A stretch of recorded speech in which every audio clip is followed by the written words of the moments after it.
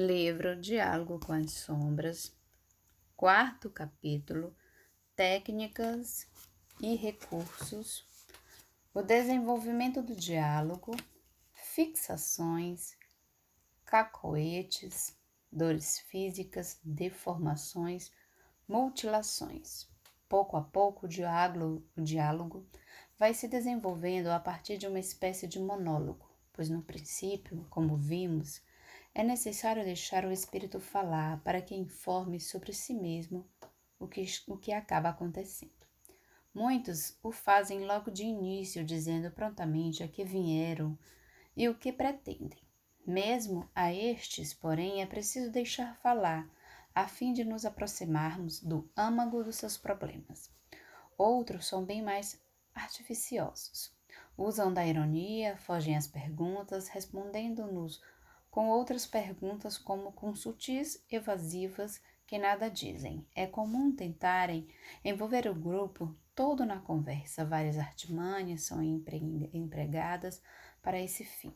Dirigem pergunta aos demais circunstantes, dizem gracejos para provocar o riso, tentam captar a atenção por meio de gestos e toques nos braços ou nas mãos dos que lhe ficam mais próximos, ensaiam a indução hipnótica ou passe magnético.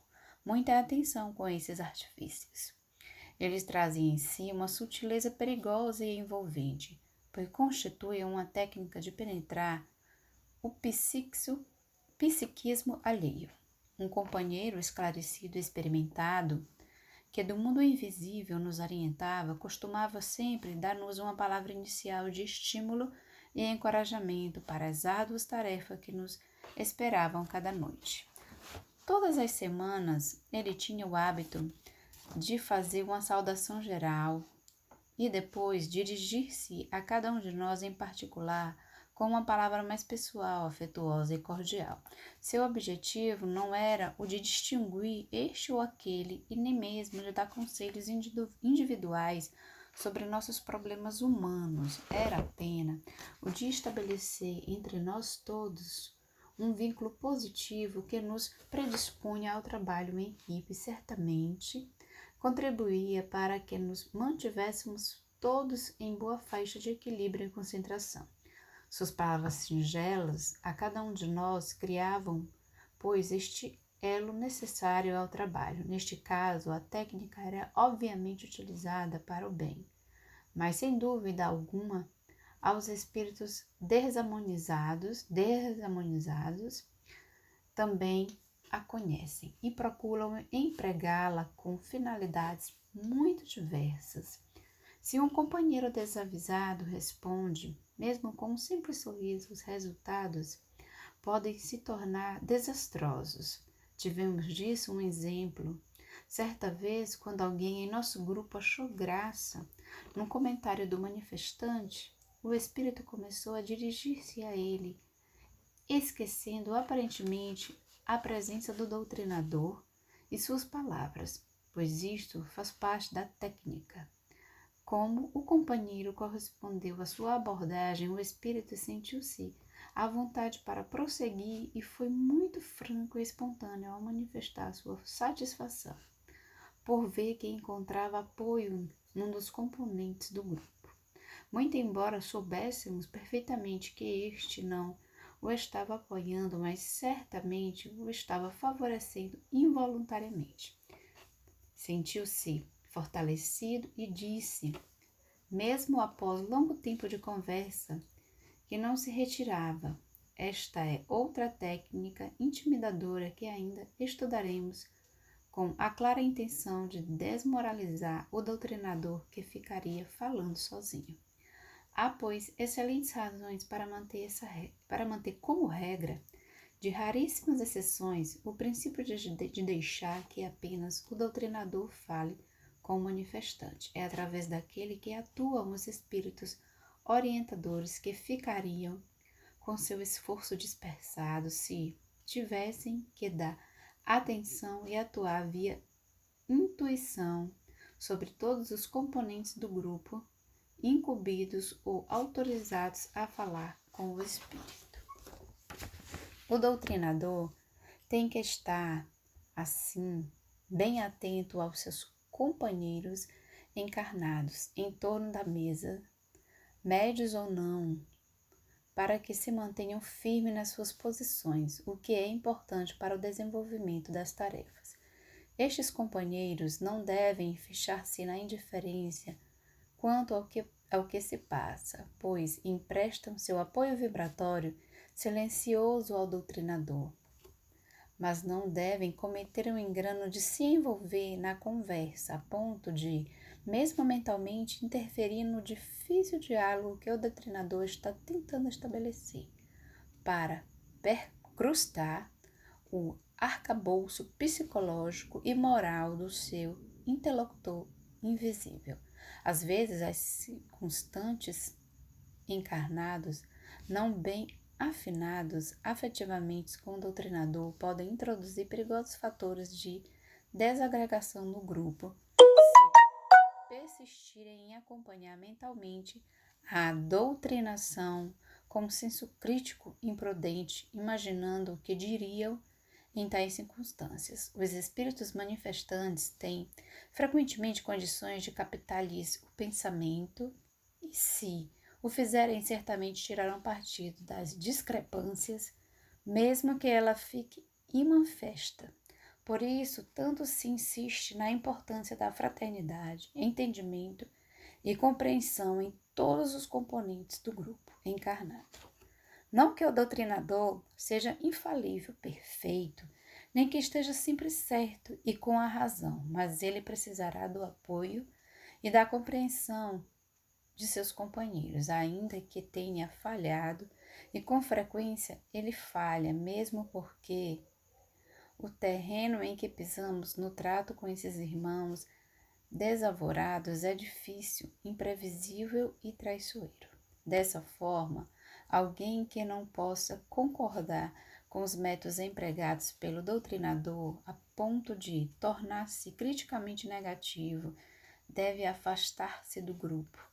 É possível, claro, que ele esteja certo e o doutrinador errado, mas é melhor excluir-se do que permanecer no grupo como um ponto de atrito oculto que mina o trabalho.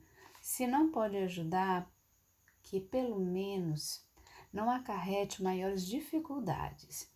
Se ele estiver certo na maneira de apreciar o trabalho do doutrinador e este não possui mesmo condições para a sua tarefa, as coisas encaminhar-se-ão para um desfecho natural. Se apenas critica e discorda em razão de distorções de sua própria psicologia, então nada tem a contribuir de bom para o grupo e poderá lhe acarretar-lhe considerável dano. Lembremos, pois, a validade da regra que recomenda que apenas o doutrinador fale com espíritos manifestantes. É comum que este procure burlar a norma, tentando arrastar outros membros do grupo ao rebate. Convém a eles a generalização da conversa que afasta o doutrinador e o coloca mais a menos à margem, numa técnica muito sutil de desmoralização. Sob condições especiais, no entanto, é possível que ocorra a necessidade ou a conveniência de alguém mais falar. Pode ser, por exemplo, que alguém no grupo tenha qualquer problema pessoal com o espírito manifestante e se sinta fortemente impelido a dizer-lhe uma palavra de conciliação, fazer-lhe um pedido de perdão, um gesto de fraternidade mais objetivo, além do pensamento. Também pode acontecer que o espírito manifestante sinta real necessidade de uma palavra direta com alguém presente que, por amá-lo particularmente, pode ajudar a despertá-lo com a emoção de uma voz que há muito não ouve ou com um gesto de que se lembre com saudade. Em caso assim, o doutrinador julgará segundo sua intuição ou a instrução dos mentores, permitindo que outra pessoa fale ao espírito. Claro que, mesmo assim, deve continuar atento, seguindo com extremo cuidado o diálogo para retomá-lo quando julgar necessário, porque Cabe a ele a responsabilidade por esse aspecto da tarefa. É ele que está preparado para ela, em vista de suas ligações com os companheiros espirituais, através dos dispositivos especiais a que nos referimos, alhures neste livro. Fora desses casos que insistimos em qualificar de excepcionais, deve prevalecer a regra geral do silêncio e da sustentação psicológica aos médios e ao doutrinador. Outra norma subsidiária, os circunstantes como componentes encarnados do grupo, vigiem bem seus pensamentos, mantenham-se atentos ao diálogo, mas não se envolvam nele, nem mesmo por palavras inarticuladas, ou sejam apenas pensadas. Enquanto isso se passa, a conversa prossegue. Ainda não dispõe o doutrinador de elementos suficientes para formular um juízo acerca do caso que tem diante de si. Talvez já saiba, por exemplo, a que veio o espírito, ou seja, descobriu a razão pela qual foi atraído ao grupo. Estejamos atentos, digamos, subtrair de sua influência obsessiva alguém que nos pediu ajuda, mas é preciso saber por que ele ou ela persegue o companheiro encarnado. Qual a sua ligação com o obsidiado? De onde vem? No tempo e no espaço, o choque que se criou entre eles, em suma, quais são as fixações do espírito? Todo processo obsessivo tem o seu núcleo: traição, vingança, expoliação, desamor. É quase sempre um caso pessoal de conotações essencialmente humanas, com problemas suscitados no relacionamento. Dificilmente um espírito obsidia outro apenas porque discorda dele em questões filosóficas ou religiosas, embora isto também seja possível em casos extremos de fanatismo apaixonado. Deixemo-no falar, mas não tudo quanto queria, senão ficará andando em círculos à vontade de sua ideia central. Neste caso, continuará a repetir incessantemente a mesma cartilagem trágica, a vingança, o ódio, a impossibilidade do perdão, o desejo de fazer a vítima arrastar-se no chão como um louco varrido e coisas semelhantes. O doutrinador precisa ter bastante habilidade para mudar o rumo de seu pensamento.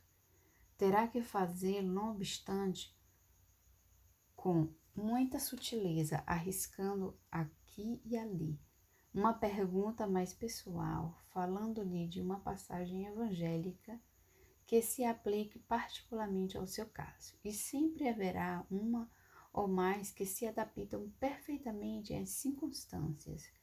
Deixe-o falar, porém, se gritar e esbravejar, procure apaziguá-lo. Não se esqueça de que, por mais errado que esteja no seu ódio irracional, ele está convencido dos seus direitos e até mesmo da cobertura divina. Muitos são os que invocam os dispositivos da lei maior para exercerem suas vinganças e perseguições. Além do mais, dizem se podem fazer aquilo é que Deus o permite. Ele não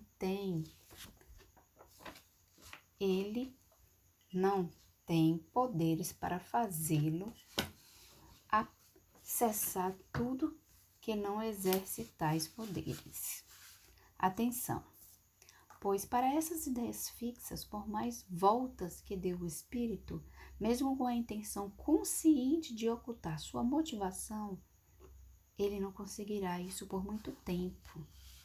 No entanto, é preciso ajudá-lo a quebrar o terrível ciclo vicioso em que se debate. Veja bem, ajudá-lo a quebrar, não quebrar, arrancá-lo à força. Ele tem que sair com seu próprio esforço. Ajudar a fazer não é o mesmo que fazer pelos outros aquilo que lhes compete realizar.